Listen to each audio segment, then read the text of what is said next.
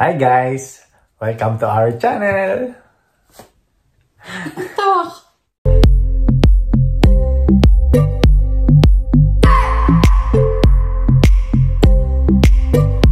I just wanna hold you. I just wanna look into your eyes and tell you that I want you. Yeah.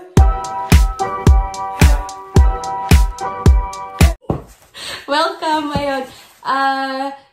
Una sa lahat, gusto muna namin magpasalamat. Saan ba dapat tumitingin? Doon.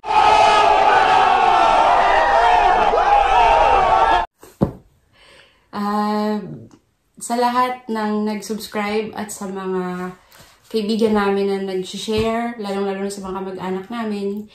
If you are still not subscribed, please subscribe. Okay. Ayan, for today's video, itatry namin yung do-it-yourself popsicle. It's a breast milk popsicle para mag-relieve yung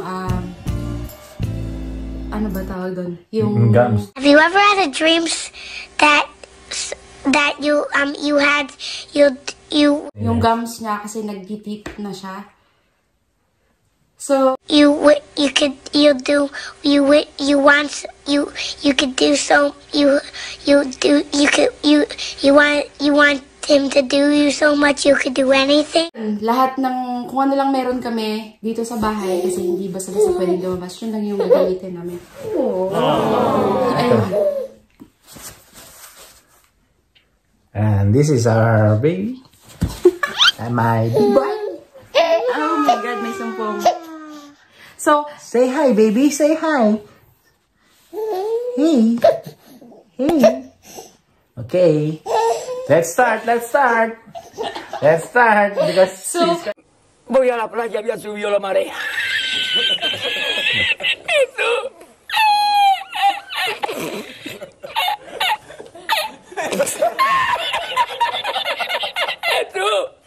wait lang, i-insert namin dito paano ko pinrepare kagabi. No, kanina yung breast milk. Ayun, now.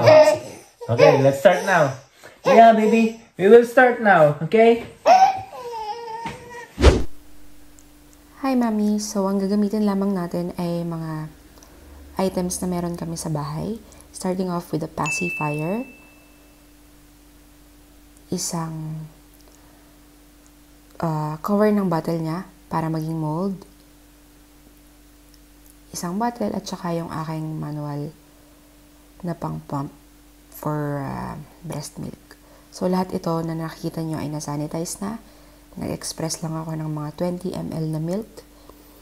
Ito yung gagamitin natin na mold. Pero kung meron kayong mas makipot ng konti, mas maganda. Unfortunately, ito lang yung meron for now.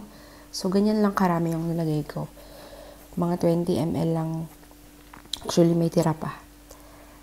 And then, i-dip lang natin dito yung pacifier. Dalawa yung ganito ni baby. So, nagamit namin yung isa.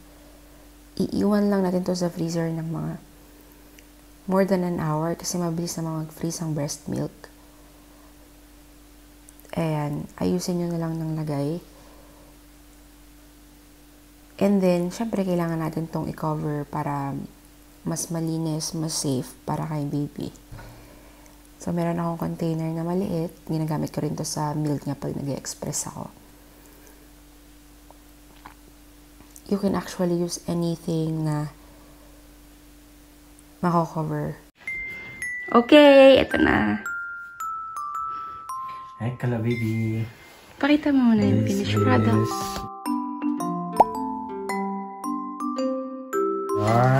Hindi masyadong nabuo, pero okay lang. What do you call that? Popsicle na breast milk. Popsicle, baby.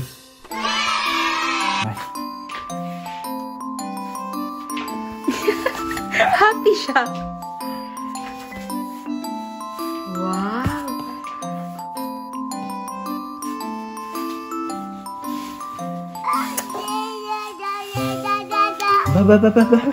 Do you like it? Do you like it? Wow, gusto niya. Good job. Good job.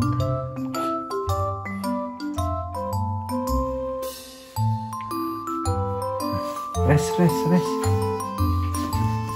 Time out, baby. Time out. Time out.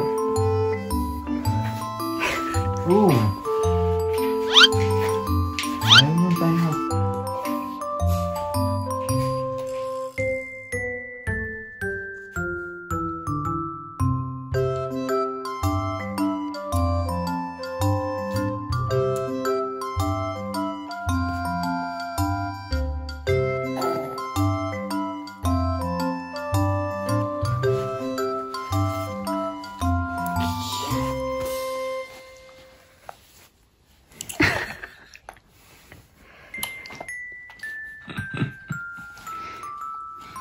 Purbo talaga tayo. Pag wala ng lasa, binubuga na!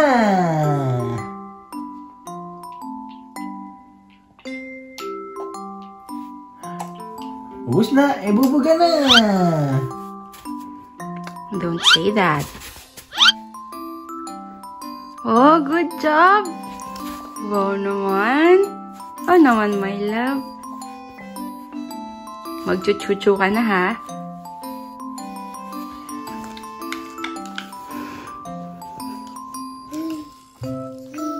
So, ayan guys. Nakita nyo naman, hindi masyadong maganda yung pagka-yellow niya.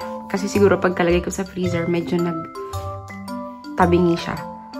So, may side na hindi masyadong kumapit dun sa pacifier. Ang tendency, natanggal agad yung breast milk na nag-freeze. Pero gustong-gusto niya kasi siguro nag-iis talaga yung feeling ng gilagid niya. Definitely uulitin namin. So, syempre pag binibigay niyo yun sa baby, dapat palaging under supervision kasi sobrang liliit pa nila. Good job. Tontuwa siya, no? Bravo man, di ba ba? Kurang. More.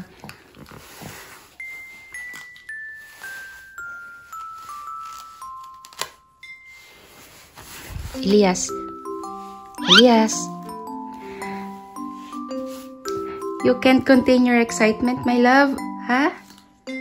Nagme-make face pa siya. Amore, nagme-make face pa siya.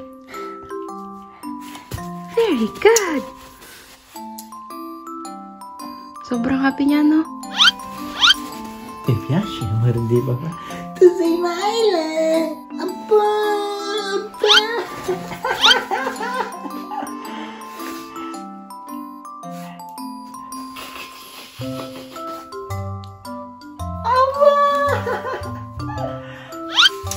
Bravo!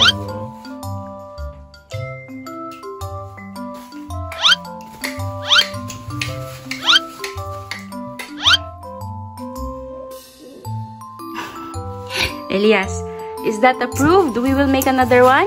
Huh? Elias.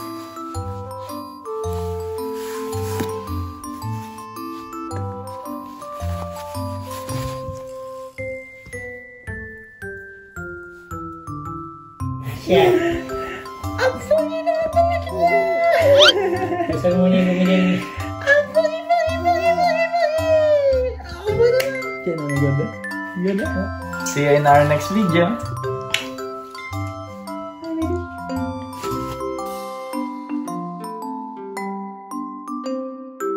A few moments later.